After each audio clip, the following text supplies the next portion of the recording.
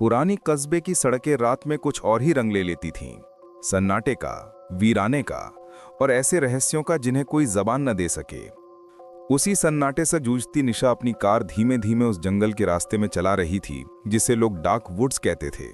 वो नाम बचपन से उसके दिमाग में था क्योंकि उसकी दादी हमेशा चेतावनी देती थी। जंगल में रात को आवाजें सिर्फ हवा नहीं होती, कुछ आवाजें जवाब भी देती हैं। निशा ने उन बातों को अंधविश्वास समझा था, लेकिन आज इतने साल बाद अपने पुराने घर लौटने के रास्ते में वही बातें फिर उसके कानों में गूंज रही थीं। कार के हेडलाइट्स धुंध को चीरते हुए आगे बढ़ रहे थे। पेड़ों की लंबी काली परछाइयां सड़क पर किसी डरावनी उंगली की तरह फैल रही थीं और हवा में एक अजीब गंध थी, सीलन, मिट्टी और पुराने खून जैसी। उसके फोन पर एक मैसेज चमका, जल्दी आओ, दादी की हालत बिगड़ रही है। मैसेज उसकी चाची सीमा का था। निशा ने सांस लंबी ली। वो शहर में जर्नलिज्म पढ़ रही थी, पर दादी के बुलावे ने उसे सब छोड़कर भागने पर मजबूर कर दिया। दादी उसकी जिंदगी में मां से भी ज्यादा करीब थी, लेकिन चाची ने मैसेज में जो बात छुपाई थी वो सच उसे पता था। दादी सिर्फ बीमार नहीं थी, वे पिछले कुछ महीनों से किसी को देख रही थीं। निशा घर पहुंची तो उसे अजीब खामोशी ने स्वागत किया। चाची ने दरवाजा खोला, चेहरा थका हुआ, आंखें लाल और भीतर कहीं गहरा डर। आ गईं? सीमा ने धीमे से कहा। उन्हें तुम्हारा इंतजार था। निशा ने पूछा, दादी कहाँ हैं? अपने कमरे में, लेकिन आज वो पहले जैसी नहीं लग रही। ये शब्द अजीब लगे। उसने बैग रखकर दादी के कमरे का दरवाजा खोला। कमरा लगभग अंधकार में डूबा हुआ था, सिर्फ एक टेबल लैंप की हल्की मध्यम रोशनी जल रही थी। दादी बिस्तर पर लेटी थीं, बहुत कमजोर, सांसें धीमी और चेहरा डर से सिकुड़ा हुआ। दादी, उसने हाथ पकड़ा। दादी की आंखें धीरे धीरे खुलीं, उनमें डर और राहत दोनों थे। निशा, तू आ गई, जल्दी सुन, देर मत कर, वो वापस आ गया है। निशा चौंक गई। कौन? दादी की आवाज लगभग फुसफुसाहट में बदल गई। दिलावर। निशा का दिल एक धड़कन छोड़ गया। बचपन में वो नाम अक्सर सुना था। गांव के लोग कहते थे दिलावर एक शिकारी था जिसने जंगल में बहुत से लोगों को मौत के घाट उतार दिया था। किसी ने उसे रात में काली टोपी पहने लाल आंखों वाला राक्षस कहा, तो किसी ने कहा वो इंसानों की आत्माएं चुराता है। लेकिन चाची हमेशा कहती थीं, दिलावर कहानी है, सच नहीं। दादी ने उसका हाथ जोर से पकड़ा। वो यहां है, मैं उसे देखती हूं, खिड़की के पास, दरवाजे के बाहर, और आज वो मुझे ले जाने आया है। दादी, ये सब आपके मन का डर है। लेकिन दादी की उंगलियों में इतनी ताकत अचानक से कहां से आई, निशा समझ नहीं पाई। ये मन नहीं, ये मौत है। मौत कभी झूठ नहीं बोलती बच्ची। निशा को दादी का हाथ छुड़ाना पड़ा। वो चाचा चाची जिन्हें काम से बुलाया गया था उन्हें खोजने बाहर निकली, पर पूरा घर खाली था, अजीब खाली। उसने आवाज लगाई, चाची, पर बस सन्नाटा। तभी ऊपर की मंजिल पर लकड़ी की फर्श चरमराने की आवाज आई, धीमी, भारी, जैसे कोई बड़ा आदमी चल रहा हो। निशा का दिल धड़क उठा। वो सीढ़ियों पर चढ़ी। ऊपर की लाइट झपकी और बुझ गईं। अब सिर्फ नीचे के कमरे की कमजोर रोशनी से बनी परछाइयां ऊपर तक पहुंच रही थीं। उसके पैरों ने खुद ही कदम आगे बढ़ाए। फिर उसे एक फुसफुसाहट सुनाई दी, निशा। वो ठिठक गई। आवाज दादी जैसी थी, लेकिन दादी नीचे लेटी थीं। तो फिर दूसरी आवाज, गहरी, भारी, जैसे किसी की सांस टूट टूट कर निकल रही हो। मैं तुम्हारा इंतजार कर रहा था। उसके अंदर जैसे बर्फ जम गई। वो पलटी और सीढ़ियां उतरने लगी, लेकिन नीचे पहुंचकर उसने देखा दादी का कमरा खुला था, लेकिन दादी बिस्तर पर नहीं थी। बिस्तर खाली, चादरें फर्श पर खिसकी हुई और खिड़की आधी खुली हुई। निशा दौड़ी बाहर, घर के पिछवाड़े की तरफ। वहां एक छोटे से कुएं के पास धुंध फैली हुई थी। बारिश की बूंदें धीरे धीरे गिर रही थीं।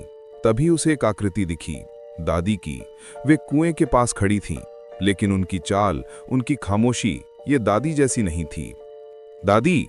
निशा उनके पास पहुंची। दादी धीरे धीरे पलटी, चेहरा पीला, आंखें खाली, जैसे उनमें से जीवन निकल चुका हो। तुम आई क्यों? आवाज सूखी, भावहीन। आप यहां क्यों हैं? चलिए अंदर। नहीं, उधर देखो। कुएं के पास एक लंबा चौड़ा आदमी खड़ा था। लंबा कोट, सिर पर काली टोपी, चेहरा परछाई में छिपा हुआ। दिलावर। निशा की सांस अटक गई। दिलावर बिना हिले खड़ा था, लेकिन उसके आसपास हवा की दिशा उल्टी थी, जैसे हवा उससे डरकर भाग रही हो। फिर वो धीरे धीरे आगे बढ़ा। हर कदम के साथ जमीन कांपती सी लगी। निशा पीछे हटी। दादी ने उसका हाथ पकड़ा। भाग जा। लेकिन निशा ने उनका हाथ पकड़ा। आपको छोड़कर नहीं जाऊंगी। अचानक दिलावर के कदम रुक गए। उसने दादी को देखा और भारी टूटे हुए स्वर में कहा, मुझे उनका नहीं, तुम्हारा इंतजार था। निशा की रीढ़ में सिहरन दौड़ गई। मेरा? क्यों? दादी रो पड़ी। उसे सच पता है निशा, तेरा अतीत, तेरा जन्म। निशा दादी की ओर मुड़ी। क्या सच? दादी के होंठ कांपे। तू मेरी असली पोती नहीं, तू उसे दिलावर को रोकने के लिए पैदा हुई थी।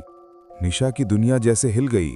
मैं आपको समझ नहीं पा रही, दादी की आवाज कांपती हुई। तेरे पिता, तेरी मां सब मारे गए थे। दिलावर ने उन्हें खत्म किया।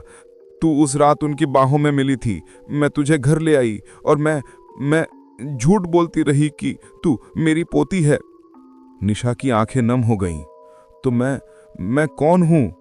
तेरे अंदर कुछ है, कोई शक्ति जो उसे रोक सकती है, इसलिए वो तुझे मारना चाहता है।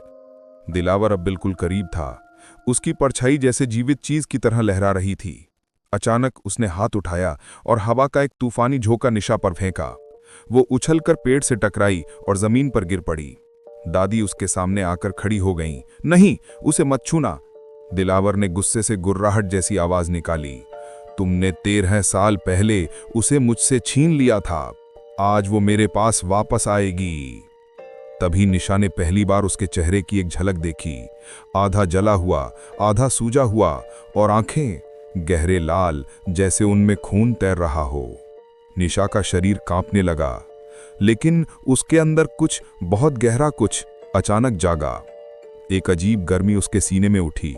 जमीन पर पड़े होने के बावजूद उसने महसूस किया कि उसके आसपास की हवा रुक गई है। उसने हाथ उठाया और अचानक वक्त धीमा पड़ गया। दिलावर की चाल, हवा में उड़ते सूखे पत्ते, दादी की सांस, सब कुछ जैसे थम गया हो। निशा को खुद पर यकीन नहीं हुआ। क्या मैं कर रही हूं? तभी उसके आसपास एक हल्की नीली चमक फैली। दादी चौंक गईं।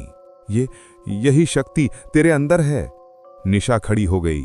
वक्त फिर नॉर्मल होने लगा और दिलावर झपटकर उसकी ओर बढ़ा, लेकिन इस बार निशा पीछे नहीं हटी। उसने अपना हाथ आगे किया। हवा में नीली रोशनी की एक लकीर बनी और दिलावर पीछे फेंक दिया गया। दिलावर क्रोध में दहाड़ा। तेरी ये शक्ति तेरे पिता की देन है, वही जिसने मुझे जलाया था, लेकिन अब मैं भी अधमरा नहीं हूं। निशा की शक्ति कमजोर होने लगी। दिलावर उठ चुका था और इस बार वो दादी की ओर बढ़ा। निशा चीख उठी। नहीं। उसने फिर हाथ उठाया, पर उसकी शक्ति काम नहीं कर रही थी। दिलावर का हाथ दादी की कंधे पर गया और दादी की आंखें बंद होने लगी। मत करो प्लीज। वो उनसे टकराई, दिलावर पर झपटी, लेकिन दिलावर ने उसे धक्का दे दिया। वो जमीन पर गिरी और खून खांसने लगी। उसे छोड़ दो, उसकी आवाज गूंज उठी, लेकिन दिलावर ने दादी की आत्मा को जैसे खींच लिया हो। दादी का शरीर गिर पड़ा, निर्जीव। निशा टूट गई। आंसू बहते रहे, लेकिन आंसू गर्म थे और जमीन पर गिरते ही भाप बन रहे थे। दिलावर उसकी ओर बढ़ा। अब तू। निशा ने सिर उठाया। उसकी आंखें नीली चमक रही थीं। तूने मेरी सब कुछ छीन लिया, दादी तक। दिलावर ठिठक गया। ये कैसी शक्ति? तूने इसे जगाया। निशा की आवाज बदल चुकी थी, ठंडी, स्थिर। अचानक जमीन कांपी, पेड़ झुक गए, हवा तेज हो गई और आसमान में अजीब सी गड़गड़ाहट हुई। निशा आगे बढ़ी। हर कदम के साथ जमीन पर नीली लकीरें चमक रही थीं। दिलावर पीछे हटने लगा। तू इंसान नहीं, निशा फुसफुसाई। नहीं, मैं इंसानों की रक्षा के लिए पैदा हुई हूं। नीली रोशनी का एक वृत्त उसके चारों तरफ बना। दिलावर ने चिल्लाकर छलांग लगाई, उसे पकड़ने की कोशिश की, लेकिन निशा के हाथ से निकलती नीली ऊर्जा ने उसे चीर दिया। दिलावर की चीख पूरे जंगल में गूंज उठी और फिर वो राख बनकर गिर पड़ा। निशा वहीं खड़ी रही, सांसें भारी पर आंखें स्थिर। उसने दादी के शरीर को उठाया और रोती रही। सालों का दर्द, सच, झूठ और खोया प्यार सब एक साथ उसकी छाती में टूट गया। सुबह होने पर चाची और चाचा पहुंचे। उन्हें पिछवाड़ा टूटा हुआ दिखा, पेड़ों के गिरने के निशान दिखे, लेकिन दिलावर की राख नहीं, जैसे वो कभी अस्तित्व में ही नहीं था। दादी का पार्थिव शरीर अंतिम संस्कार के लिए ले जाया गया, लेकिन निशा बदली हुई थी। वो जान गई थी कि उसका अतीत एक झूठ था, पर उसका उद्देश्य सच था, क्योंकि जब वो गांव छोड़ने लगी, जंगल के बीच से उसे एक धीमी, खुरदुरी आवाज सुनाई दी, मैं वापस आऊंगा। निशा ने आंखें बंद की, उसकी नीली आंखों में हल्की चमक उठी, मैं तैयार रहूंगी।